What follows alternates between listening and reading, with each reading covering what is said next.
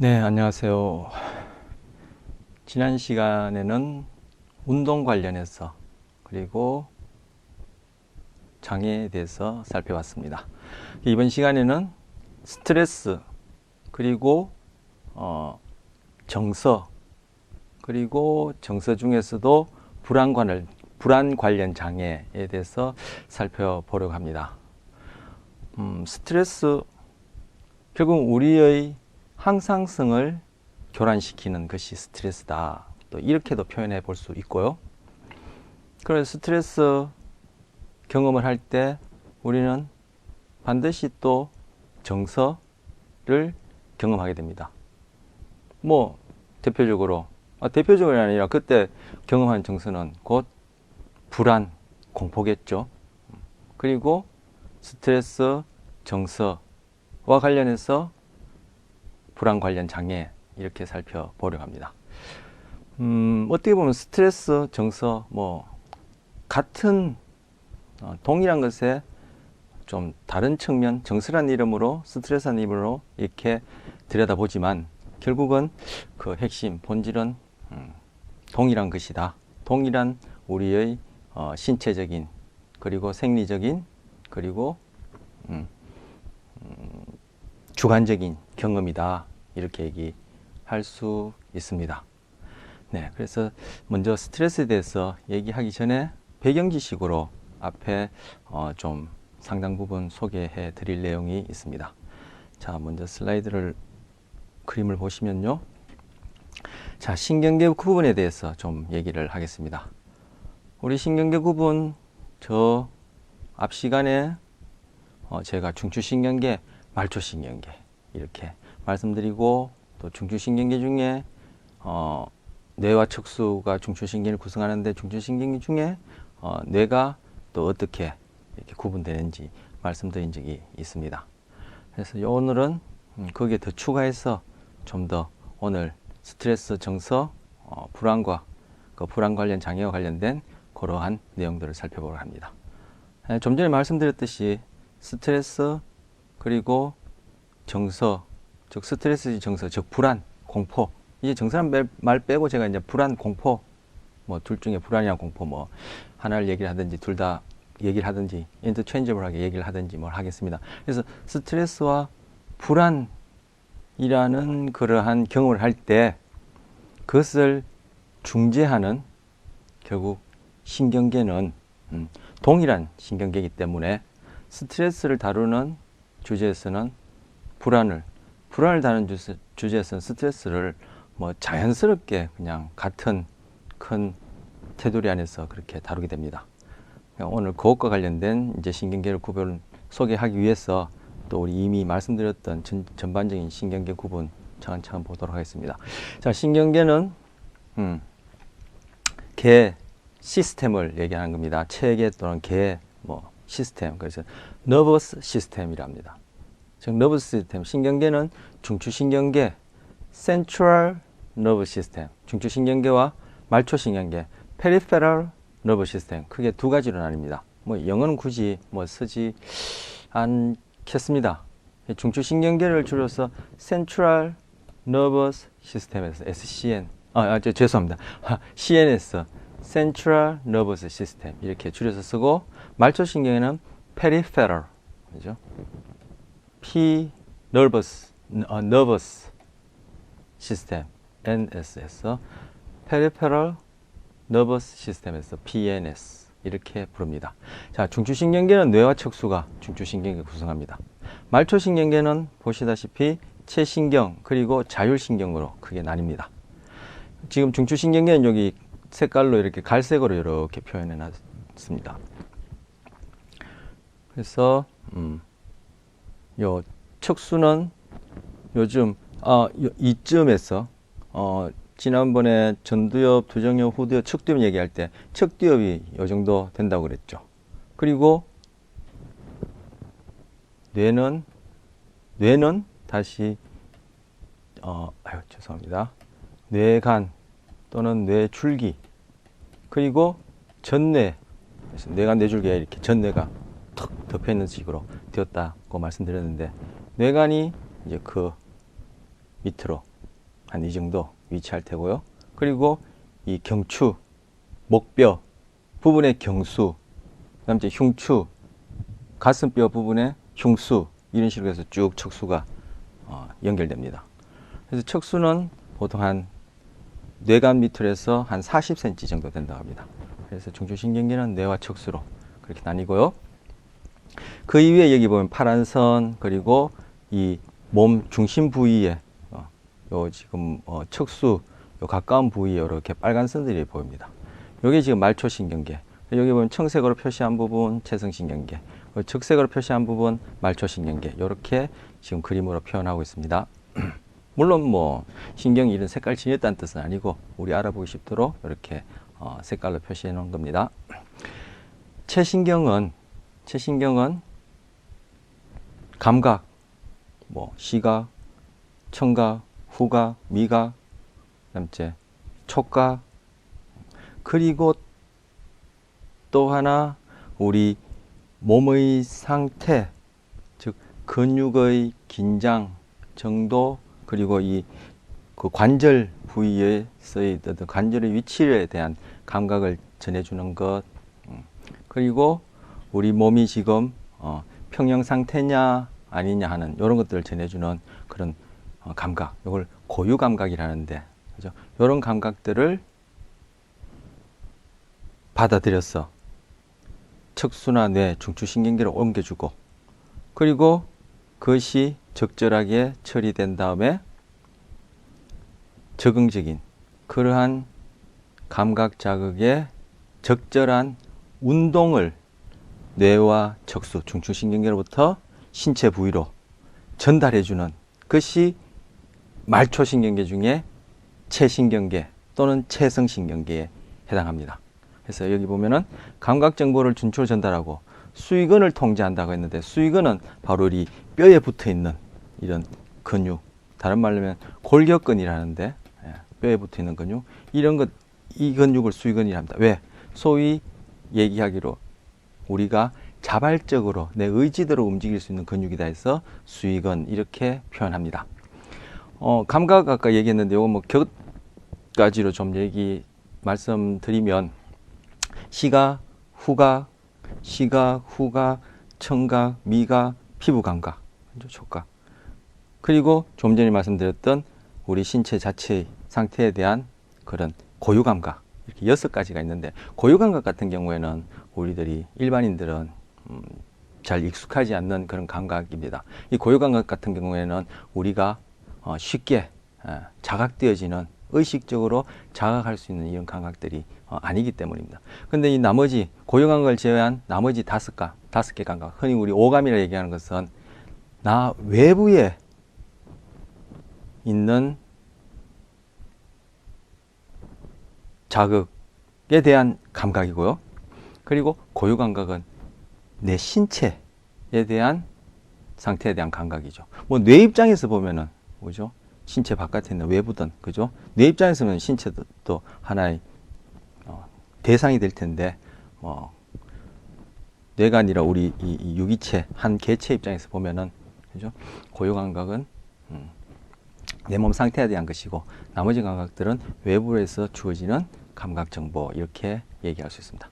예, 그래서 지금 말초신경계는 중추로 감각을 전달하고, 그리고 또 이 신체 부위로, 말초 부위로 운동 정보를 전달하는 신경을 체성신경계, 말초신경계 중에 체성신경계 이렇게 얘기합니다.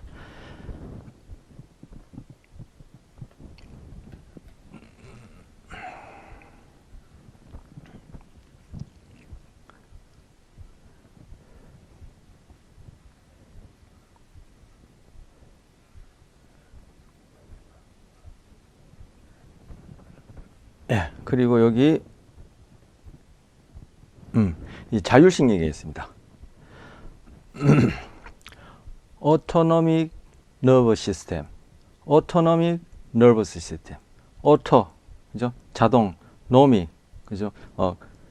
다스린다, 컨트롤한다, 예, 뭐 govern, 뭐 이런 의미의 단어죠. 그래서 Autonomic, 자율적으로 자율적으로 스스로 작동하는 너브 시스템, 뭐 이렇게 이해하시면 되겠습니다. 그래서 오토노믹 너버스 시스템에서 오토노믹 너버스 시스템에서 ANS 이렇게 부르기도 합니다.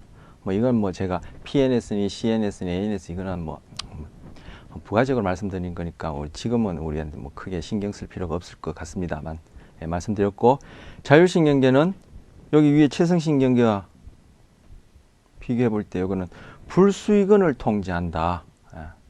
내 의지대로 움직일 수 없는 그런 근육들을 컨트롤한다, 수축한다, 이렇게 얘기할 수 있습니다. 아까 수의근 같은 경우에는 말초신경계 중에 체성신경계, 체신경계가 뼈에 붙어 있는 근육들을 수축해서 움직이게 하고, 자율신경계는 나의 의지대로, 소위 나의 의지대로 수축할 수 없는, 즉 컨트롤할 수 없는, 통제할 수 없는 이런 근육들을 이 신경계가 스스로 알아서 자율적으로 통제한다 해서 자율신경계, 불수의근을 통제합니다. 이 불수의근은 뼈에 붙어 있는 근육이 아니라 주로 내장근, 그리고 여기 뭐 동공의 크기를 조절하는 이런 근육들, 그리고 침샘처럼, 그죠?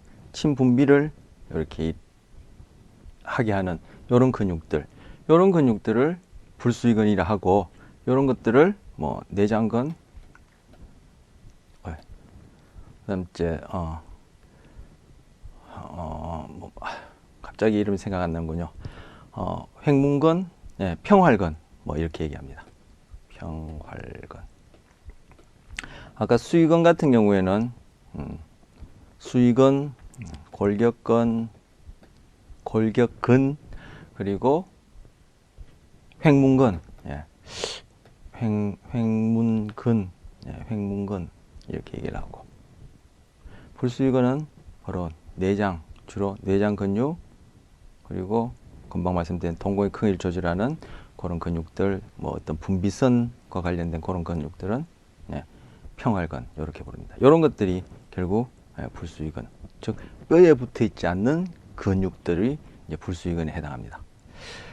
수의근, 골격근, 불수의근, 내장근, 골격근은 횡문근, 평활근. 예, 제가 횡문근, 평활근이 갑자기 헷갈려서, 예, 잠시 뜸을 들였습니다만, 예, 맞습니다.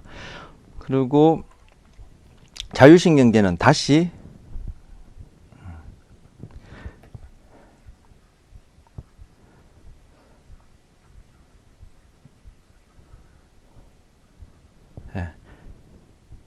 자율신경계는 다시 교감신경계와 부교감신경계로 나뉩니다. 교감신경계는 에너지를 소비한다. 부교감신경계는 에너지를 보존한다 겠습니다. 교감신경계는 언제? 바로 우리 생존에 위협이 되는, 또는 어떤 변화를 요구하는, 아까 제가 도입 부분에 말씀드렸듯이 항상성을 교란시키는 이러한 자극. 뭐 오늘 제가 스트레스, 정서, 뭐 불안 관련 장애 말씀드린다. 스트레스, 정서 중에 불안 관련 장애 말씀드린다 했으니까 금방 말씀드린 그 단어 중에 스트레스 표현하죠. 즉 스트레스 상황에서 교감신경계는 작동합니다. 스트레스 상황에서 교감신경계는 우리 내장 근육들을, 즉 내부 장기를 활동시켜서 어떤 것, 심장과 혈관과 관련된 이러한 근육들을 통제해서, 즉 수축시켜서 혈액 공급을 원활하게 더욱 잘 되게 그렇게 촉진시키고, 그리고 호흡과 관련해서 호흡도 증가시키고 이렇게 됩니다. 한편 소화나 배설, 생식과 관련된 이러한 장기들의 기능은 다 떨어뜨립니다. 그렇게 해서 뭐 우리 몸에 축적된 에너지를 심혈관과 호흡 쪽으로 집중시키고, 소화나 배설, 생식 쪽으로는 집중되지 않게 해서 스트레스 상황에서 우리가 적응적인 생존을 위한 적응적인 행동을 할 수 있도록 그렇게 우리 몸을 준비시키는 준비 반응을 일으키는 겁니다. 결국 구체적으로는 이런 것들이 준비 반응에 해당하겠죠. 그래서 이런 준비 반응이 결국 스트레스 상황에서 우리가 예를 들어서 어떤 포식자를 만났을 때, 그죠? 맞부딪혀서 싸울 것인가, 아니면 도망을 갈 것인가 하는 행동을 위해서 우리 몸을 딱 준비시키는 그러한 반응이라 해서 싸움, 도주, 반응 이렇게 부릅니다. 이건 전문적인 용어예요. 준비 반응은 이 상태가 우리 몸을 그 스트레스 상황에서 우리 생존을 위해서 우리가 구체적으로 어떻게 행동할지 그 행동을 위해서 우리의 몸 상태를 준비한다 이런 의미의 그 일반적인 용어고 바로 이러한 상태 심혈관계가 그리고 호흡계가 이런 것들이 활동이 증가하고 소화, 배설, 생식 이런 것들은 낮아지면서 이 심혈관계, 호흡계에 에너지를 집중시켜서 축적된 에너지를 소비해와서 집중시켜서 구체적으로 싸우든가 도망가든가 하는 반응을 일으킨다. 싸우든가 도망가는 행동을 위한 준비 상태의 반응이다 해서 싸움, 도주 반응이란다. 이 싸움 도주 반응은 이건 전문적인 용어가 됩니다. 네, 그래서 스트레스 C는 죄송합니다. 교감신경계는 스트레스 상황에서 에너지를 소비해서 우리를 싸움 또는 도주 반응을 일으키게 한다. 우리에게 일으키게 한다. 이렇게 정리할 수 있고요. 그럼 부교감신경계는 스트레스 상황이 아닌 어떤 소화나 휴식이나 소화 시에 부교감신경계가 활성화되어서 좀 전에 본 것처럼 심혈관 시스템이나 호흡 시스템, 호흡계 이런 기능은 오히려 떨어뜨리고 금방 휴식 중에 소화를 위해서는 바로 소화 그럼 먹었으면 또 그죠? 똥오줌을 만들어야 되겠죠. 배설 그리고 생식 이런 기능들은 증가시키게 됩니다. 이런 대응되죠. 이런 과정을 통해서 부교감신경에 에너지를 축적, 보존, 저장한다. 그렇게 저장된 에너지를 다음에 또 스트레스 상황에서 사용할 수 있게 되겠죠. 그리고 이러한 부교감신경계가 활성화된 이러한 상태에 대해서는 싸움 도주 반응에 대응하는 그런 용어는 딱히 없습니다. 자, 그래서 신경계는 중추, 말초. 중추는 뇌와 척수. 말초는 체성신경계, 자율신경계. 자율신경계는 교감신경계, 부교감신경계로 이루어진다. 그런데 이러한 자율신경계의 활성화에 의해서 수축되어지는 근육들은 주로 내부장기, 그 이외에 몇 가지 아까 2가지 정도 추가했습니다만 이런 것들은 우리의 의지로 그죠? 소위 자발적인 어떤 의도를 가지고 이런 근육들을 수축시키거나 수축시키지 않거나 이렇게는 하지 못하는 시스템이다 해서 자율 시스템, autonomic nerve system 이렇게 얘기를 합니다. 자, 다음 그림 좀 보겠습니다. 자, 지금 금방 말씀드린 교감신경계, 부교감신경계 구체적으로 좀 더 그림을 보여주고 있습니다. 여기 지금 교감계 출력이 바로 교감신경계, 부교감계 출력이 부교감신경계입니다. 여기 왜 출력했냐면은 그죠? 내부 장기 또는 횡문근의 수축과 관련된 명령, 즉 운동 명령을 전달하니까 출력을 해놨습니다. 그런데 그럼 자율신경계는 감각을 담당하는 건 없느냐? 있습니다. 부교감신경제 중에서 여기 미주신경이라는 게 부교감신경계가 활성화될 때 미주신경계가 결국 출력, 운동 신호를 줘서 소화, 배설, 생식 기능과 관련된 그런 부분들의 활동. 요 경우에는 지금 여기 미주신경이 이렇게 신장부터 해서 여기 대장, 소장, 장기까지 돼 있죠. 요즘 생식 요 부분은 이제 연결이 안 됐네요. 예. 어쨌든 소화, 배설과 관련된 요 부분과 요 부분에 이제 운동 명령을 줘서 근육들을 수축하는 이러한 운동신경도 미주신경에 섞여 있고, 또 미주신경이라는, 신경이라는 것은 우리 배웠던 그 신경세포의 축삭들이 많이 모여 있는 걸 우리 보통 너브 신경이라 얘기하거든요. 이 바로 미주신경 안에 지금 소화와 배설과 관련된 이러한 장기 근육들을 수축시키는 운동신경도 포함되어 있고, 미주신경 안에는 교감신경계가 활성화되든 부교감신경계가 활성화되든 이 내부 장기, 지금 미주신경이 연결된 것 지금 보여주고 있죠. 이 부분. 예. 이 장기들의 상태를 지금 어떠한 상태냐, 교감신경계에서 활성화된 상태냐, 부교감신경계에서 또 다른 활성을 보이는 상태냐, 그런 상태에 대한 신호를 어디 중추신경계로 옮겨다 주는 감각신경도 미주신경에 포함되어 있습니다. 그런데 이 부분이 오늘 하는 스트레스, 불안 관련 장애와 어떻게 관련되며 중요하냐면은, 다른 우리 뼈에 붙어 있는 어떤 골격계의 상태라든지 뇌의 생리적인 상태라든지 이런 것도 관여합니다만, 바로 미주신경이 중추신경을 전달하는 내부 장기의 상태가 바로 우리 정서, 오늘 다루게 될 불안에 있어서 중요한 역할을 합니다. 지금 여기서 교감신경과 불교감신경 활성화되는 이런 자율신경계에 의한 내부 장기 이런 상태는 하나의 생리적인 반응이고, 이러한 생리적인 반응에서 내부 장기 상태가 어떠냐에 대한 정보를 미주신경계가 중추신경에 옮겨주고, 그것들이 처리되어서 결국 우리 의식이, 우리가 자각할 수 있는 의식을 내용을 만들 때 내가 심리적으로 주관적으로 경험한 것이 불안이 되어지는 겁니다.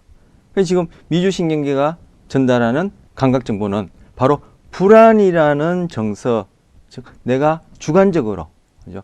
내가 자각할 수 있는 그런 내용을 만드는 로데이터, 원자료가 되는 거죠. 이것 위에도 아까 말씀드렸듯이 뭐 골격근의 상태라든지 뭐 뇌 자체의 어떤 생리적인 상태도 부과됩니다만, 가장 중요하고 주축을 이루는 것이 바로 이 내부 장기 상태에 대한 감각을 미주신경계를 통해서 중추신경계로 전달되어지고, 그것이 의식화되어진 것이 내가 경험하는 불안, 공포, 즉 정서의 토대, 원 데이터, 원 자료가 되어지는 것입니다.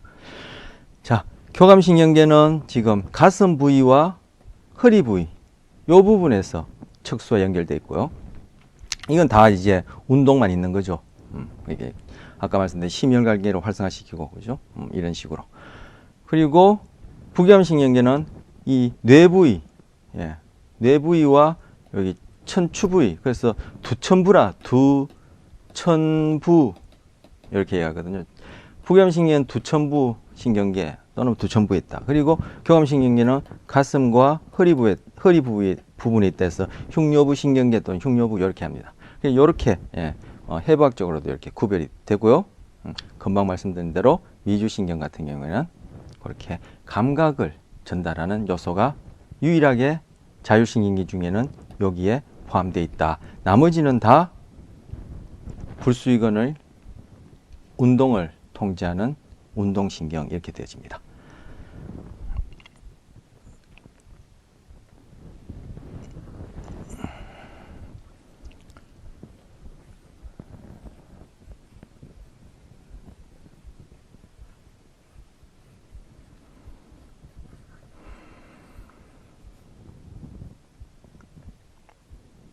자, 여기서 또 하나 중요하게 말씀드릴게. 스트레스 상황에서 교감신경계가 활성화될 때 그와 함께 수반되어져서 스트레스 호르몬이라는 게 분비돼요. 많이 들어보셨죠? 스트레스 호르몬. 근데 그 스트레스 호르몬이 분비되는 데가 어디냐면은 바로 여기입니다. 요게 부신이라고 불러요. 부신. 요 밑에 이것이 요게 콩팥, 신장이죠. 부신은 adrenal 이렇게 부릅니다.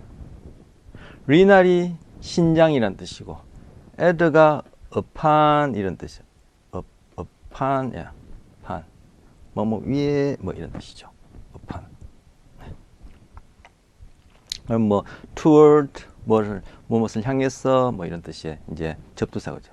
그래서 이게 지금 신장 위에 있다 해서 부신. 그래서 adrenal gland 이렇게 부릅니다.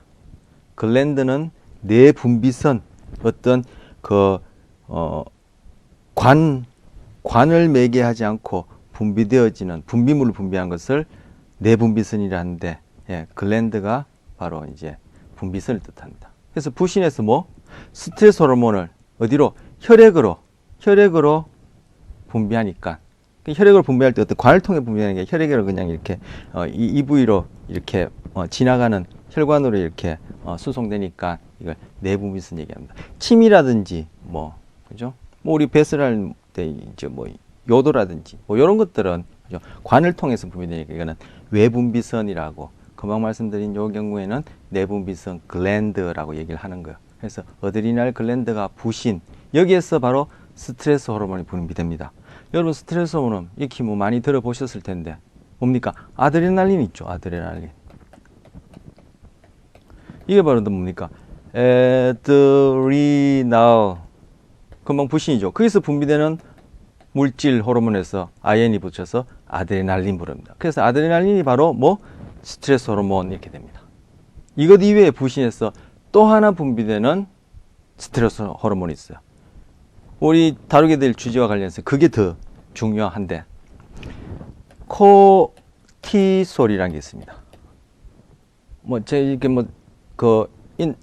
온라인상에 이렇게 찾으면 코르티솔 이렇게 얘기하는데, 저는 코티솔, 뭐 코르티솔 좋습니다. 아니면 뭐 코르티졸이라고도 얘기하고, 어쨌든 이거는 뭐 번역상의 차일 테고, CORTISOL, 예, 코르티솔입니다. 여기에 요 두 가지가, 어드레날린과 코티졸이 바로 부신에서 분비되는 스트레스 호르몬 두 가지입니다. 그래서 스트레스 상황에서 교감신경이 활성하고, 그죠? 이 부신에서 분비되는 스트레스 호르몬이 분비되면 이 스트레스 호르몬 또한 뭐 에너지 사용이라 그랬죠. 에너지를 이용해서 우리가 지금 싸움 도주 반응, 즉 스트레스 상황을 극복하기 위한 구체적인 준비 반응에 이 녀석들도 한 몫을 해서 신진대사를 증가시켜서 에너지 사용을 돕고, 또 한편으로는 요 코티졸과 아드레날린은 여기다 적을까요? 학습과 기억에 또 중요한 역할을 합니다. 결론부터 말씀드리면 스트레스 상황, 즉 정서가가 높은 강한 정서적인 경험을 할 때 그 상황은 잘 배워지고, 달리하면 잘 저장되어지고 오랫도록 남고 나중에 잘 기억이 납니다. 그래서 제가 학습과 기억, 뭐 학습은 또 뭐 생략하더라도 기억에 중요한 역할을 합니다. 그래서 기억이 잘 저장되고, 기억이 오랫동안 머물고, 그리고 기억이 잘 회상나게끔 하는데 이것들이 중요합니다. 그래서 이 녀석들이 기억 저장에 아주 중요한 역할을 합니다. 특히 스트레스 상황에서 우리 생존을 위협하는 불안, 공포 상황이다. 그에 대한 것을 잘 기억해야지만이 다음에 유사한 상황에서 우리가 적응적인 행동을, 그죠? 또 새롭게 배울 필요 없이 거의 자동적으로 우리가 그렇게 극복할 수 있는 행동이 나올 텐데, 그렇지 않다면은 우리는 유사한 그런 스트레스 상황이나 생존을 위협한 불안 상황에서 또 허둥대며 결국은 생존에 적응되지 못한 그런 결과를 낳을 수 있겠죠. 그래서 정서가가 높은, 특히 불안, 공포 시의 그러한 상황, 달리하면 자극들은 잘 기억이 되어집니다. 그래서 요걸 조금 전문적인 용어로 얘기하자면 기억 응고화를 기억 응고화는 영어로 consolidation이라는데 비유하자면 우리 시멘트 이렇게 작업하고 난 다음에 시멘트가 딱딱하게 굳는 것처럼 기억이 그렇게 응고화되는 것을 이 스트레스 호르몬이 촉진시킵니다. 그래서 동물을 대상으로 지금 금방 말씀드렸듯이 스트레스 호르몬은 부신에서 분비되니까 쥐를 대상으로 부신을 똑 떼내버렸어요. 부신 이제 양쪽에 있는 부신을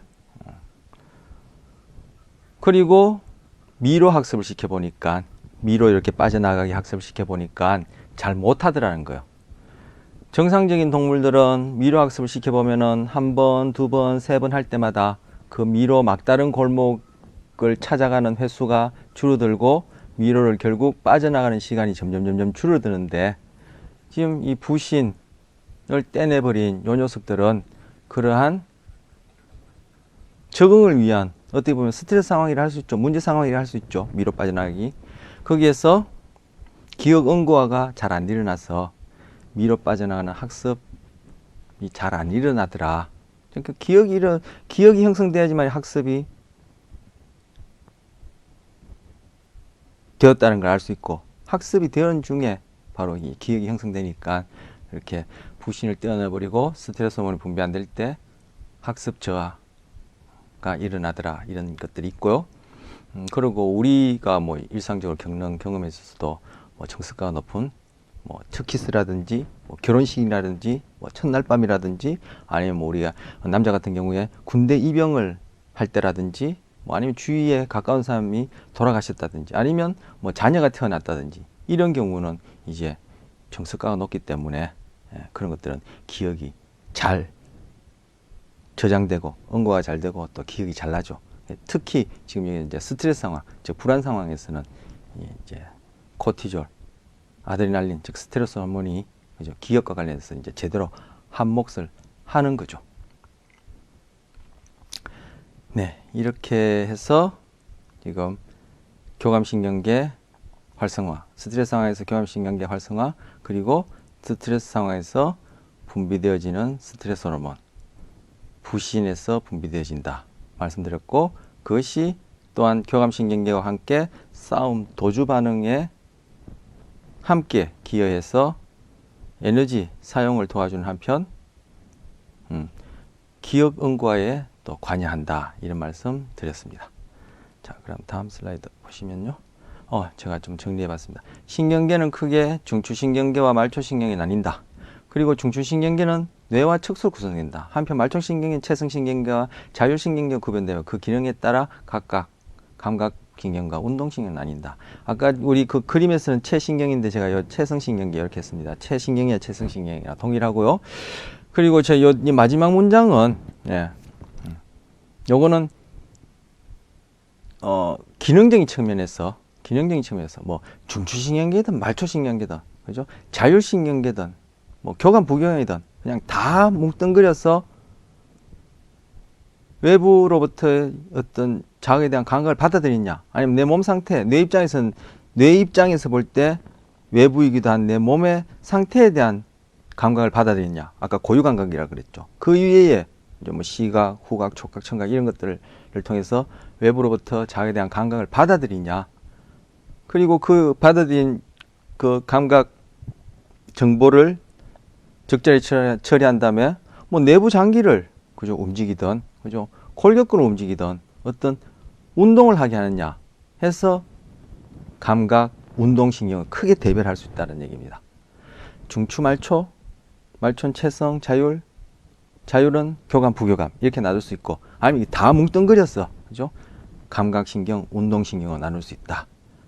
그리고 아까 미주신경 말씀드리면서 자율신경계 안에서 유일하게 미주신경만이 그죠? 운동신경과 감각신경이 함께 섞여 있는 부분이다. 그래서 미주신경의 감각신경은 내부 장기 상태를 중추신경계로 전달해서 우리 정서에 대한 원자료를 만드는데 중요한 역할을 한다. 이런 말씀 드렸습니다. 자, 그 다음 보시면 금방 했는 얘기 나오네요. 자율신경계는 교감신경계와 부교감신경에 나뉜다. 교감신경계는 위협적인 상황에서 에너지를 사용하여 신체를 준비시키는 싸움 도주 반응을 일으킨다. 한편 부교감신경계는 휴식 및 소화와 관련해서 신체 에너지를 축적하는 데 관여한다. 말씀드렸고, 아까 심혈관계 호흡계, 그리고 소화 배설 생식기가, 그죠? 각각의 경우에, 그죠? 하나는 활성화되고 억제되고 활성화되고 억제되고 이런 식으로 그렇게 대응된다 말씀드렸습니다. 자, 그 다음 슬라이드 보시면, 네, 이제 뭐 스트레스, 불안, 그리고 불안 관련 장애에 대한 배경 얘기에 해당한 걸 좀 했고요. 자, 지금 정서, 그 중에서 이제 불안 관련해서 얘기를 할 텐데, 정서와 관련해서 이제 제가 이제 질문을 하나 올렸습니다. 우리는, 아니면 여러분은, 그리고 여러분 오늘 이 내용 듣고 났는데 주변 분한테 한번 여쭤보세요. 우리는 슬퍼서 웁니까? 울어서 슬픕니까? 당연히 우리는 슬퍼서 울죠. 슬퍼서 운다고 생각하죠. 그런데 제가 소개될 내용이나 실제 이 우리 정서와 관련된 행동을 보면은, 그리고 우리의 정서와 관련된 주관적인 경험을 보면은 우리는 울어서 슬픕니다. 울어서 슬픕니다. 자, 슬프다는 것은 나의 주관적인 경험, 그죠? 내가 자각할 수 있는 의식적인 경험이고, 운다는 것은 하나의 행동, 어떻게 보면 생리적 반응과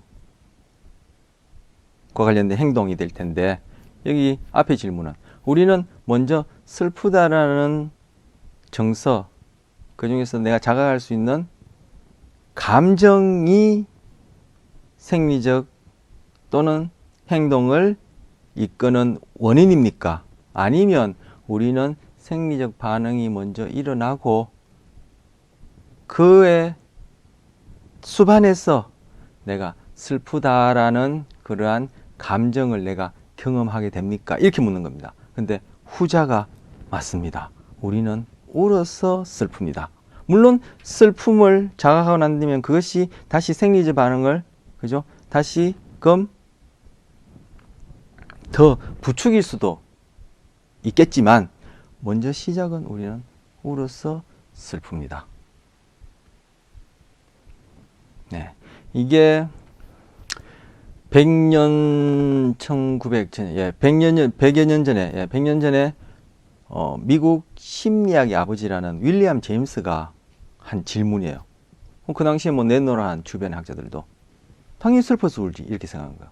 근데 윌리엄 제임스만이, 그리고 윌리엄 제임스와 동일한 생각을 가졌던 동시대의 랑게라는 사람이, 그죠? 우리에게는 먼저 행동, 반응, 즉 생리적인 변화, 뭐 그리고 반응이 먼저 일어나고, 그리고 그러한 것들이 중추신경계로 피드백되어서 결국 우리는 슬프다라는 내가 자각할 수 있는 그런 감정을 만들어낸다, 그렇게 됩니다. 그러면 운다라는 이 생리적 반응, 그죠? 행동은 어떻게 일어나는데, 그것 또한 중추신경계에서 명령을 받아서 일어나는데, 이런 생리적 반응, 운다라는 것을 일으키는 중추신경계의 그러한 출력이랄까요? 운동 신호는, 출력 신호는 우리가 자각하기 이전에 벌써 이미 무의식적으로 외부 자극에 반응해서 생리적 반응을 일으키고, 그때 몸에서 일어나는 생리적 변화와 그리고 뇌 안에서 일어나는 그러한 신호 처리들이 모아져서 내가 슬프다라는 감정을 경험하게 된다는 겁니다. 얘기 듣고 보면 당연한 얘기예요. 이런, 그렇겠구나 하고 여기에 질 수밖에 없는 얘기예요. 신경계가 우리보다 더 단순한 동물들도 아까 봤던 자율신경계에서 스트레스 상황에서 자기의 생존을 위협하는 상황에서 싸우든지 도망가기 위한 준비 반응을 하고, 그 뒤에 구체적으로 골격계를 이용한 행동을 할 겁니다. 그렇다면 그 녀석들이 과연 우리처럼 슬프다, 기쁘다라는 그런 감정을 경험할까 생각해 보면 우리와는 같지 않을 테고, 그죠? 아니면 더 단순한 동물들을 보면은 그러한 것들을 경험한다라고 생각하기에는 회의적이죠. 하지만 그 녀석들은 뭡니까? 생존을 위한 싸움 도주 반응이 우리가 봤던 교감신경계를 매개로 한 그런 싸움 도주 반응에 해당하는 그런 생리적 반응을 통해서 지금까지 생존해 있단 말이에요. 그렇다면은 슬퍼서 우는 것이 아니라 울어서 슬프다는 것이, 그죠? 그러한 계통 발생학적 그러한 관점에서도 이것이 옳구나라는 걸 알 수 있죠. 그래서 지금 우리 주변에 있는, 저도 뭐 이런 내용 배우기 전에는 뭐 제가 알았겠습니까? 그렇지만 과거의 저를 포함해서 우리 주변에 있는 사람들은 다 슬퍼서 운다고 합니다. 하지만 윌리엄 제임스는, 그리고 랑게라는 사람은, 그래서 제임스 랑게 이론이라고 얘기해요. 이러한 식의 어떤 정서에 대한 이론을, 정서와 관련해서 내가 슬프다 기쁘다는 감정 경험과 그와 관련된 이런 생리적인 반응, 뭐 행동과 관련해서 이러한 이론을 울어서 슬프다라고 표현된 이러한 이론을 제임스 랑게 이론이라는데, 그 사람들만 이러한 통찰력을 가지고 얘기를 했죠. 하지만 주변에 내놓은 사람들은 다 슬퍼서 운다고 생각합니다. 이 일반적인 생각이죠. 왜? 내가 알 수 있는 것은 내가 자각할 수 있는, 즉 내가 의식할 수 있는 건 내가 의식할 수 있는 것만 알 수 있지, 의식하지 못하는 어떤 수준에서의 뇌에서 일어난 과정을 통해서 그것이 내 몸에 일어난 변화, 그것도 우리가 의식할 수 없죠. 결국 내 몸에 일어난 변화가 다시금 뇌로 피드백 되어졌을 때, 그것이 아까 말씀드린 대로 바로 미주신경계를 통해서 전달되어진 그 내부장기 상태가, 그리고 그 위에 몇 가지가 결국은 우리가 슬프다라는, 이 경우에 슬프다라는 감정을 경험하게 되는 게 그냥 순수고 당연한 얘기라고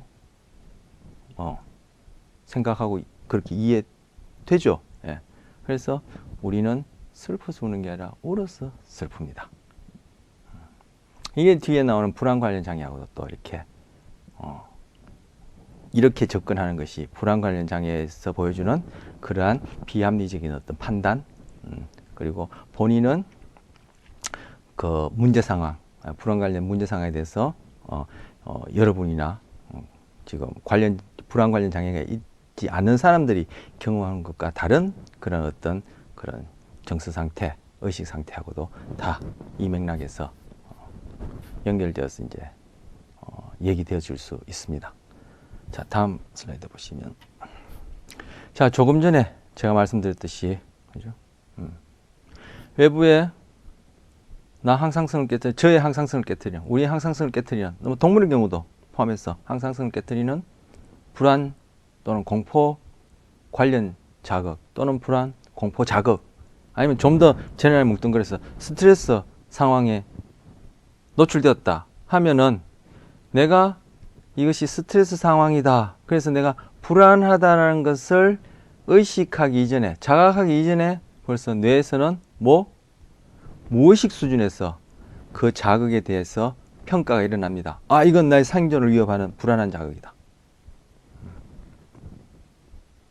물론 그 불안한 자극이다 할 때 그 불안은 나라는 이 개체가 의식적으로 경험할 수 있는 그런 의미의 불안 자극이 아니라, 그죠? 생존과 관련돼서 뭔가 중요한 자극이다, 이렇게 처리되죠. 그것이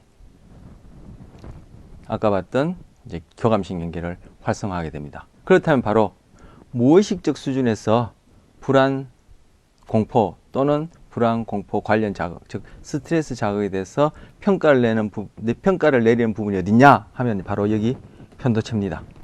여기 이렇게 올리브 색깔로 이렇게 마침 해놨는데, 지금 요것 뇌를, 그죠? 이쪽은 우방구, 이건 좌방구에서 약간 비슷하게 보여주고 있죠. 그리고 요 갈색 부분은 말고 이제 뇌 피질, 껍데기, 겉질 부분이고, 이렇게 색깔로 이렇게 이쁘게 컬러링 해놓은 것은 뇌 안에, 겉에서는 보이지 않은 안에 보여진 부분이에요. 이 부분은 우리 전 시간에 운동 감각 운동 얘기할 때 감각 중개소 역할을 한다. 대뇌 피질로 감각이 전달되기 전에 거치는 부분을 했던 시상이고요. 그리고 뭐 다른 부분들은 우리 지금 직접적으로 관련되지 않고 앞서도 얘기되어지지 않은 부분이니까 제가 이제 생략하겠습니다. 그리고 지금 요 해마는 기억, 아까 앞서서 제가 기억 응고와 말씀드렸죠. 기억 응고. 우리가 뭔가 새롭게 경험하고, 달리하면 학습하고, 또 달리하면 일반적으로 해서 배우고 한 것들이 시멘트가 굳듯이 단단하게 굳어서 오랫동안, 상대적으로 오랫동안 기억하게 해주는데 얘가 필수적인 역할을 해요. 해마하면 기억 응고화 이렇게 됩니다. 또는 다른 말로 응고화란 말 대신 기억 저장하면 이제 해마가 아주 중요한 역할을 합니다. 그런데 이 해마와 이렇게 인접해서 이렇게 편도체가 있어요. 그래서 지금 해마와 이 편도체는 아까 시상은 이 뇌가 뇌줄기에 있고 전대가 이렇게 덮여 있다 있고, 이 해마와 편도체는 이 척두엽 안쪽에 위치해요. 안에 겉에서는 안 보인다 했죠. 여기 지금 칼라로 색칠해 놓은 부분은. 그래서 해마와 편도체는 이 척두엽을 이렇게 껍데기를 긁어내면 안에 이렇게 해마와 편도체가 있습니다. 근데 좀 전에 말씀드렸듯이 스트레스 상황에서 우리가 의식하기 이전에 무의식적으로 그 자극에 대한 평가를 내는 분이 편도체다. 편도체다. 이 편도체가 어디? 우리 시상하부를 말씀드렸나요? 제가 시상하부를 말씀드렸는지 또 기억이 잘 안 나고, 기억 응고가 잘 안 됐나 봐요.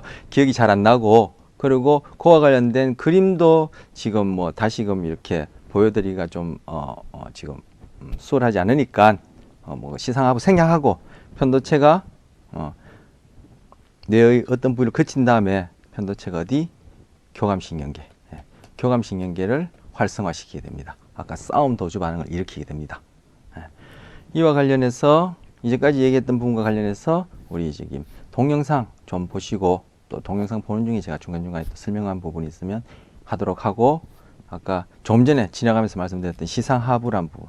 시상하부는 금방 말한 시상 밑에 위치하고 시상보다 한 10분의 1 정도 작다는 의미로 시상하부라 얘기를 하거든요. 생략한다고 하는 건 또 제가 또 말씀드리네요. 그래서 이후에 그 시상하부를 이렇게 뚜렷이 보여주는 그림이 있으면 그때 말씀드리기로 하고, 지금 편도체가 평가를 내리고 그것이 시상하부에서 교감신경계로, 교감신경계가 활성화되어서 싸움 도주 반응을 일으키고, 그때 내부 장기 상태, 그리고 그 외에 몇 가지 우리 생리적인 변화에 대한 상태가 미주신경, 그리고 또 다른 신경을 통해서 뇌로 피드백 되어질 때, 그것이 우리가 의식하게 되면 두렵다, 이 경우에 이제 두렵다, 불안하다라는 그런 감정 경험을 하게 됩니다. 자, 동영상 잠시 보시겠습니다.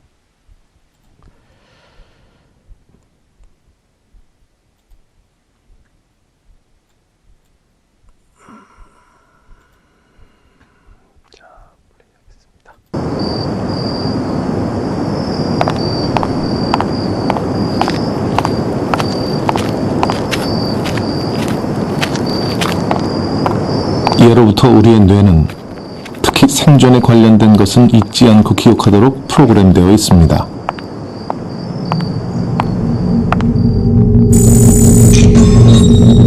위험을 감지하면 편도체가 활성화됩니다.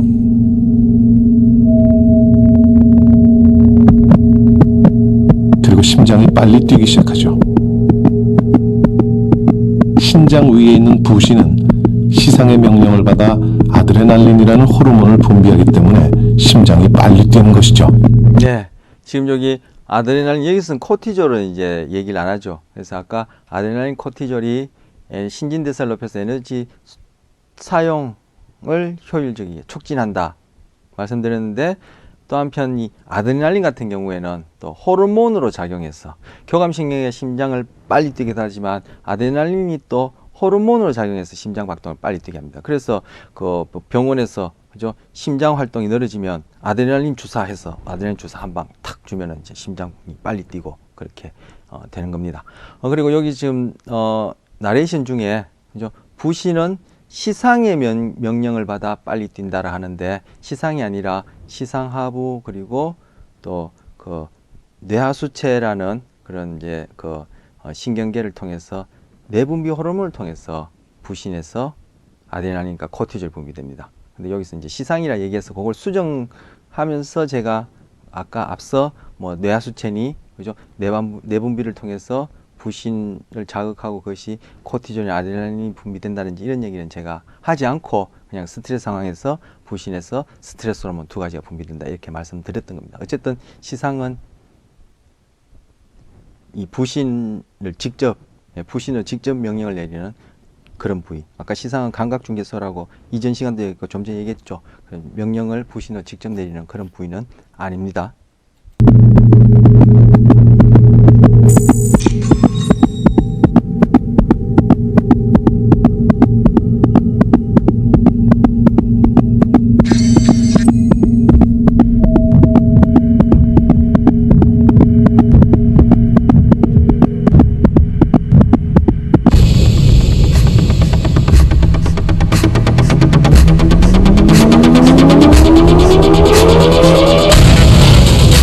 이렇게 각 근육에 혈액이 빨리 공급되면서 힘이 생기게 됩니다.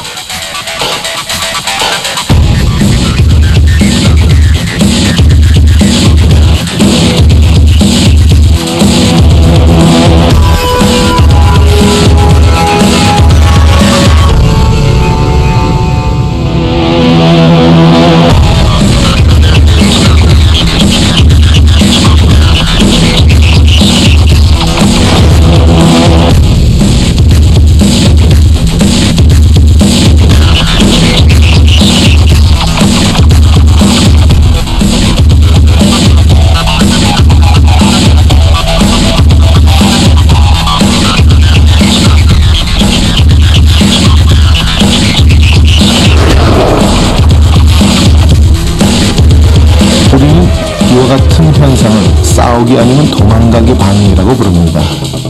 위급한 상황에서 갑자기 예상치 못한 힘이 나오는 것이 바로 이 생존 반응 덕분입니다.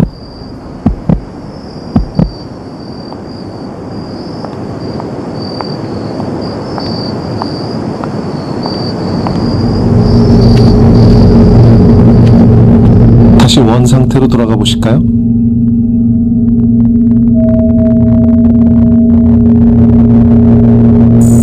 역시 위험을 감지한 편도체의 반응과 시상의 명령으로 아드레날린이라는 스트레스 호르몬이 부신에서 분비되고 심장은 급격히 뛰기 시작합니다.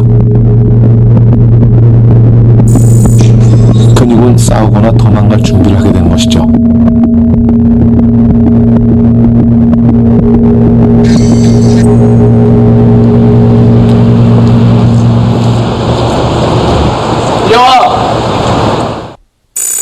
편도체가 위험을 감지하고 도망가려는 순간 전두엽이 상황을 파악합니다.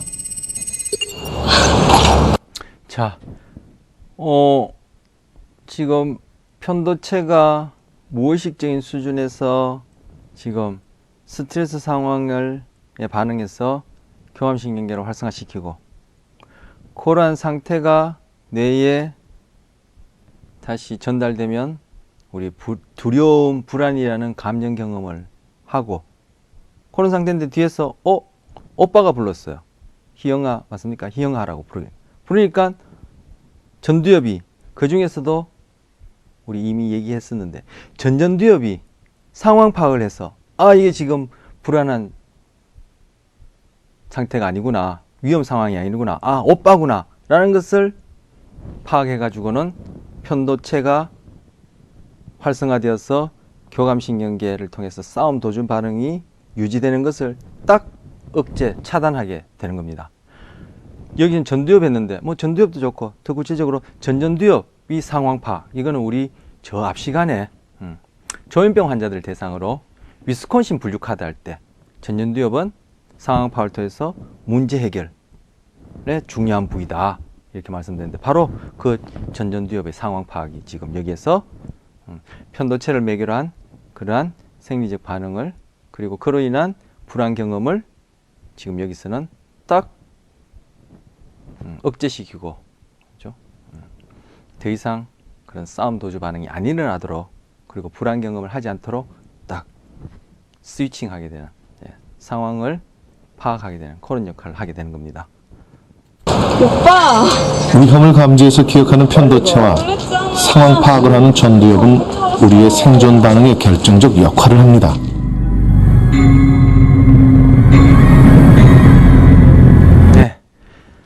네, 여기까지 보시고, 그래서 스트레스 그리고 정서 반응 중에 불안이라는 것을 우리가 어떻게 경험하게 되는지 지금 말씀드렸고, 그리고 요 이후에는 이제 불안 관련 장애, 앞의 내용들을 배경으로 해서 이제 장애가 있는 경우를 한 예를 가지고 말씀드리려 합니다. 그래서 시간이 다 되어서 이번 시간은 이렇게 마치고, 다음 시간에는 이제 불안 관련 장애 소개해 드리도록 하겠습니다.